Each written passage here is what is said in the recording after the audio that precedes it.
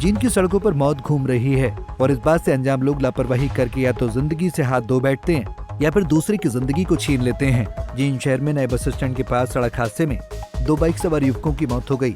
हादसा क्यों हुआ, कैसे हुआ और इसका अंजाम कितना भयानक था, वो भी आपको बताएंगे। लेकिन इससे पहले ये बात जान लीजिए कि हरियाणा में पिछले काफी वक्त से ऐसा कोई दिन नहीं गया जब सड़क हादसे में किसी की मौत न हुई हो। दरअसल बाइक सवार युवक गांव से जींद एकेडमी में एसएससी की तैयारी करने के लिए जींद शहर में आते थे। आज वो अपने परिचित की शादी समारोह में शामिल होने के बाद वापस लौट रहे थे तो एक निजी होटल के पास मोड़ पर बाइक सवार युवक रोड को क्रॉस करने लगे तो तेज रफ्तार हरियाणा रोडवेज की बस ने बाइक सवार युवकों को टक्कर मार दी, जिसमें बाइक पर सवार 3 युवकों में से 2 युवकों की मौके पर ही मौत हो गई, जबकि तीसरा युवक गंभीर रूप से घायल है।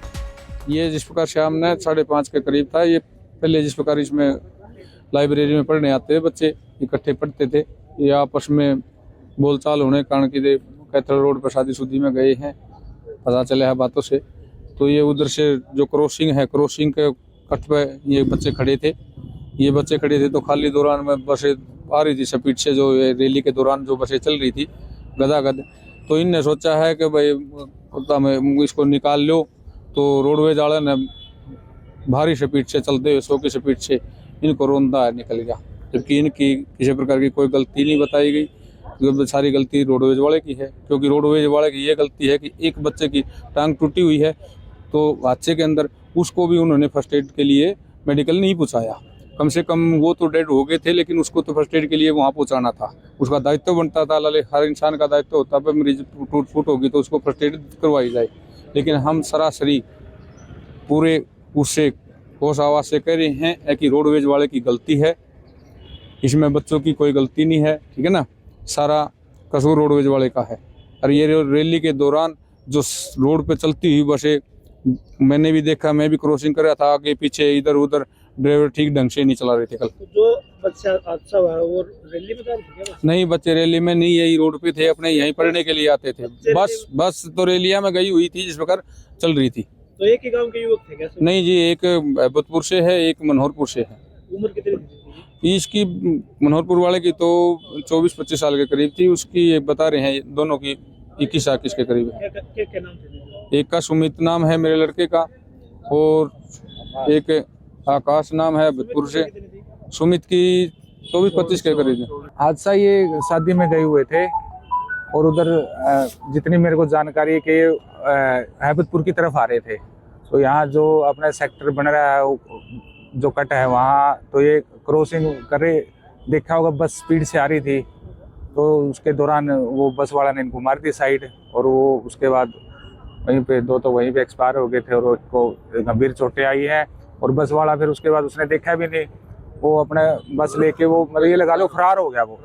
तो उसने ये नहीं देखा कि क्या हो रहा है, बच्चों के साथ ये हो गया या सवारी थी, कम से कम उसको मेडिकली कोई हेल्प देते, या हो सकता है कम चोटें होती सर में वगैरह, उस टाइम ये देखना चाहिए, बच भी सकता है कोई, ये जरूरी नहीं होता। हाँ, बच भी जाते, ये देखना चाहिए। बाद में कोई आएगा तो कई बार ऐसा ना, राहगीर भी कई बार आजकल निकल जाते हैं, वो देखते नहीं। पर जिसके साथ हुआ, साथ में कोई है जिसके साथ हादसा हुआ, जिसके सामने वाले से, उसको उठा, अगर वो ठीक है तो उसको उठा के लेके जाना चाहिए। सबसे बड़ी गलती तो ये एक इंसानियत के नाते होना चाहिए। सबसे बड़ी बात है कि इंसानियत के नाते ये चीज उसको करनी चाहिए थी। पता चला जी कौन? सर अभी पता नहीं, इसकी जानकारी है नहीं था। बाइक पे कितने लोग थे? सर बाइक पे कितने लोग? 3 थे। 3। तो जो आकाश है उसकी उम्र कितनी थी? उसकी 19-20 के आसपास थी। हाँ। परिवार में माँ है, उनके पिताजी पहले गुजर गए थे, ठीक है, 7 साल पहले, और बड़ा भाई है, एक बहन है। तो परिवार क्या मांग करता है? तो परिवार की तो यही है कि परिवार तो क्या है जी, उसको जो दोषी है उसके खिलाफ कार्रवाई हो, वैसे इससे ज्यादा तो परिवार क्या चाहिए। रोडवेज चालक घटना को अंजाम देकर फरार हो गया तो वहीं दूसरी तरफ राहगीरों ने एम्बुलेंस के माध्यम से घायल युवकों को नजदीकी सरकारी अस्पताल में पहुंचाया, जहां डॉक्टरों ने 2 युवकों को मृत घोषित कर दिया। मरने वाले युवकों में सुमित की उम्र 24 साल और आकाश की उम्र 19 साल थी।